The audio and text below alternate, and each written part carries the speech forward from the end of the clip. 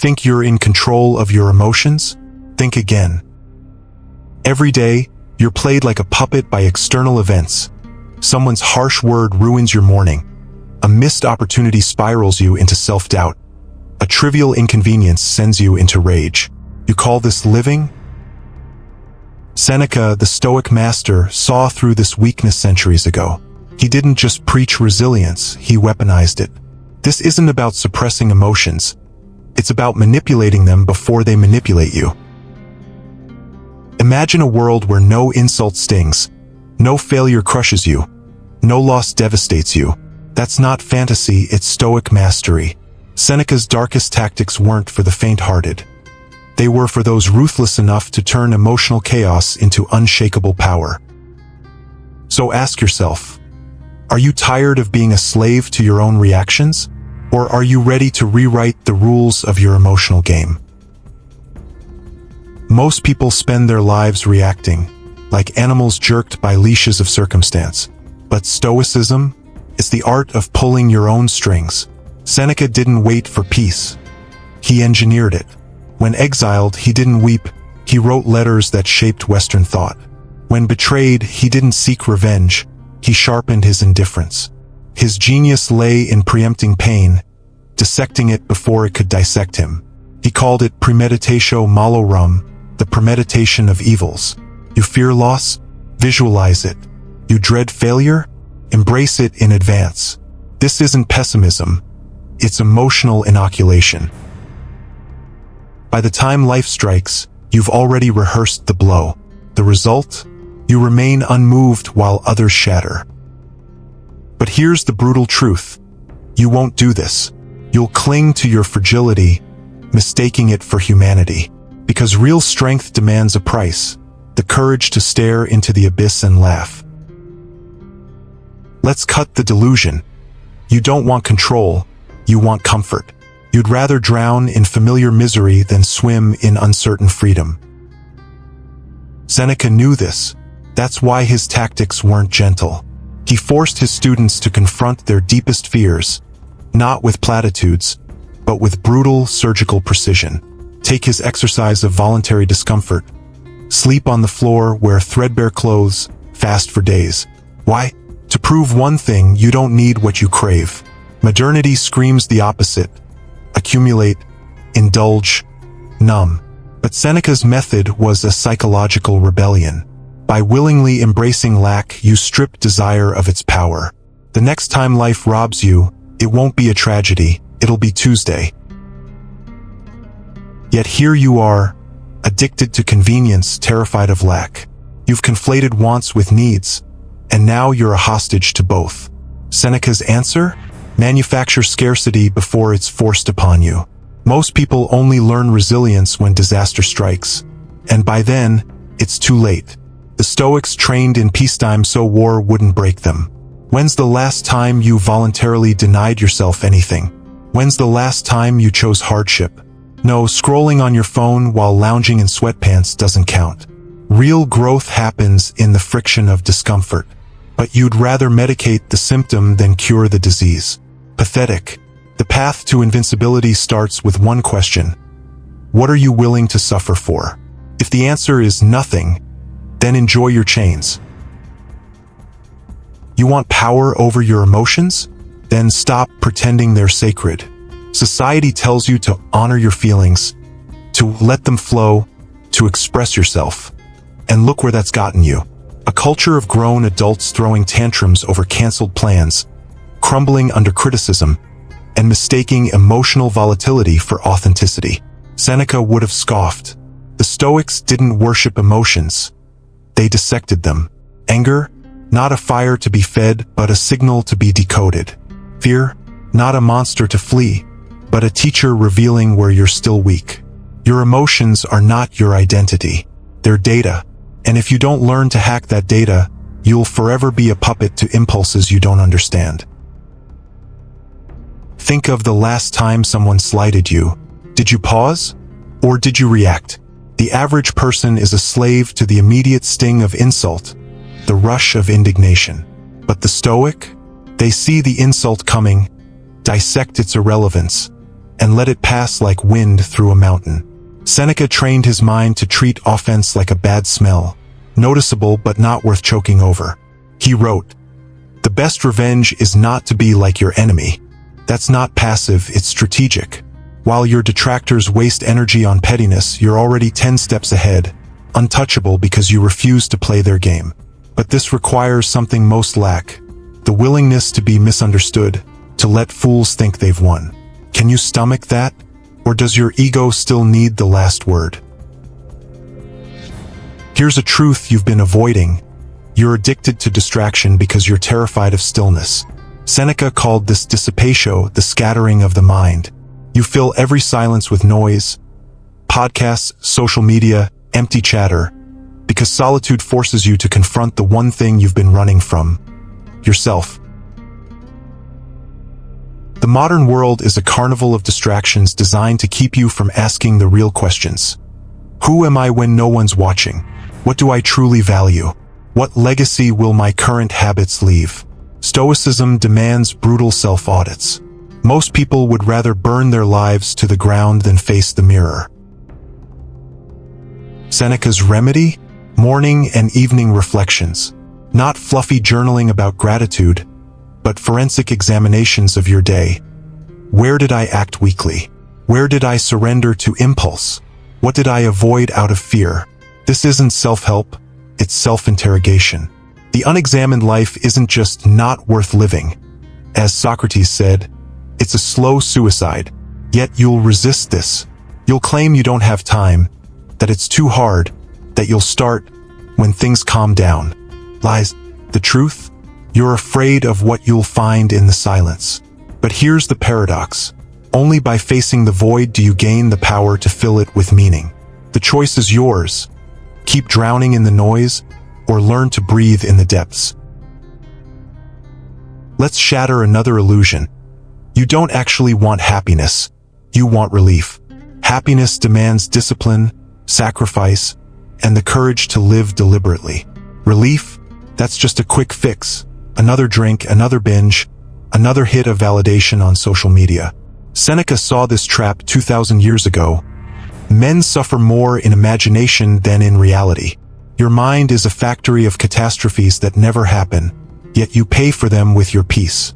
The Stoic solution? A more fatty love of fate.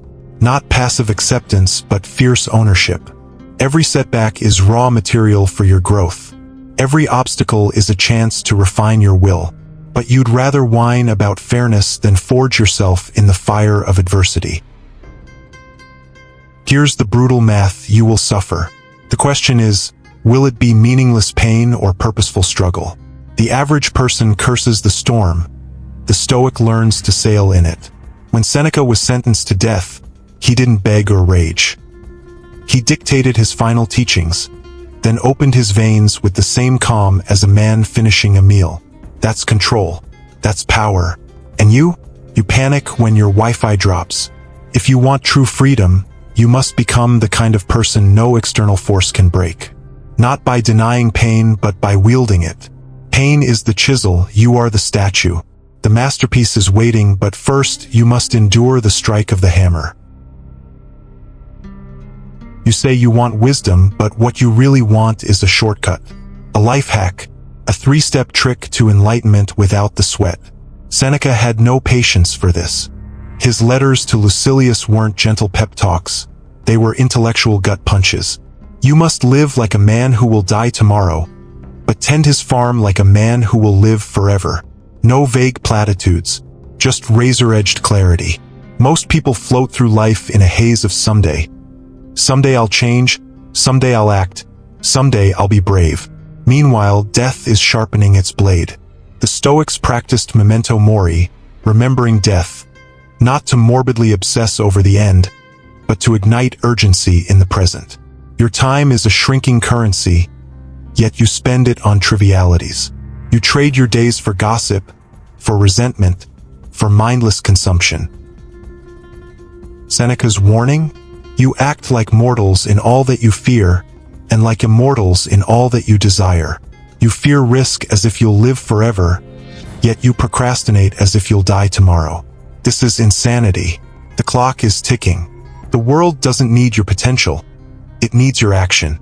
Stop preparing to live and start now. You've been lied to about strength. Society tells you it's about dominance, louder voices, bigger achievements, more control over others. But Seneca revealed the truth. True power is the ability to control yourself when everything around you is chaos. Think of the last time you lost your temper. Who was really in charge, you or the emotion that hijacked your mind? The Stoics called this prohairesis, the invincible inner citadel that no external force can breach. But here's the catch. You don't build it through affirmations or positive thinking. You forge it in the white-hot fires of disciplined practice. Seneca's most dangerous tactic? The rehearsal of tyranny. He forced himself to imagine not just setbacks, but absolute ruin, exile, betrayal, the death of loved ones. Why? Because once you've mentally survived the worst, nothing life throws at you can truly break you. Modern culture calls this negative visualization and sanitizes it into a self-help technique. But Seneca's version wasn't therapeutic. It was warrior training. He didn't just visualize loss. He emotionally embraced it until fear lost its fangs. When Nero turned on him, Seneca wasn't surprised. He'd already lived through it 1,000 times in his mind. The question isn't whether life will betray you. It's whether you've done the work to ensure that betrayal doesn't define you. Let's expose the grand deception of modern life.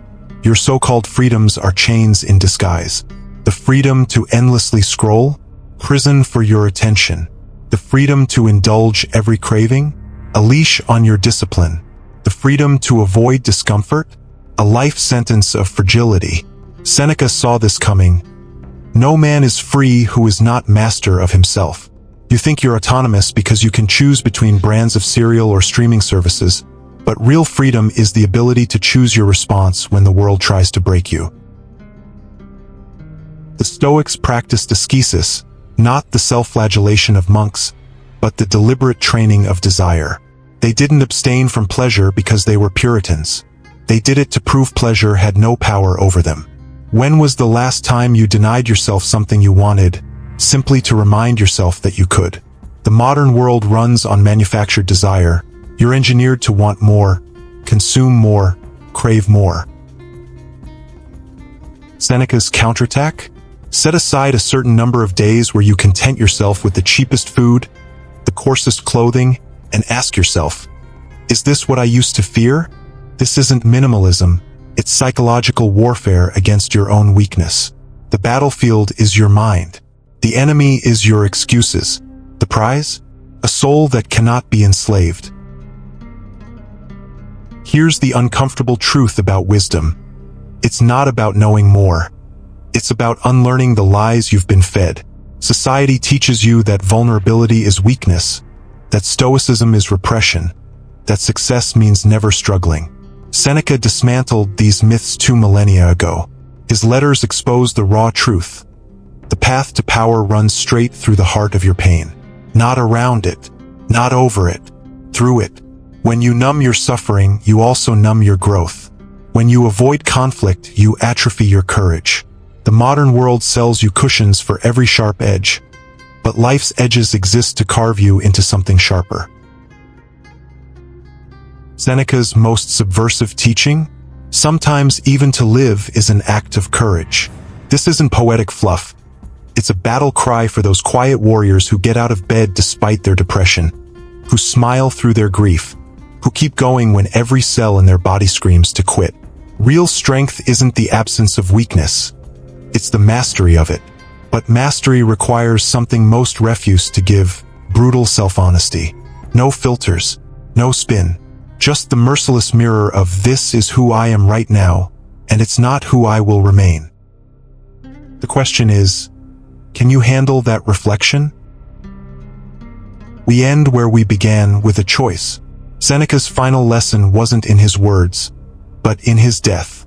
Facing execution by Nero's orders, he didn't beg. He didn't bargain. He taught. Even as his lifeblood drained away, he dictated philosophy to his students. That's the ultimate Stoic power move, turning your extinction into your masterpiece. Most people die long before their hearts stop beating. They trade their vitality for comfort, their potential for approval, their greatness for the illusion of security. But you're different. You've glimpsed the truth. The Stoic art of emotional manipulation isn't about controlling others. It's about reclaiming yourself from the chaos of a world that wants you weak, distracted, and perpetually off balance. Seneca's tactics are your weapons. The premeditation of evils, voluntary discomfort, the morning and evening interrogations. Amor fati.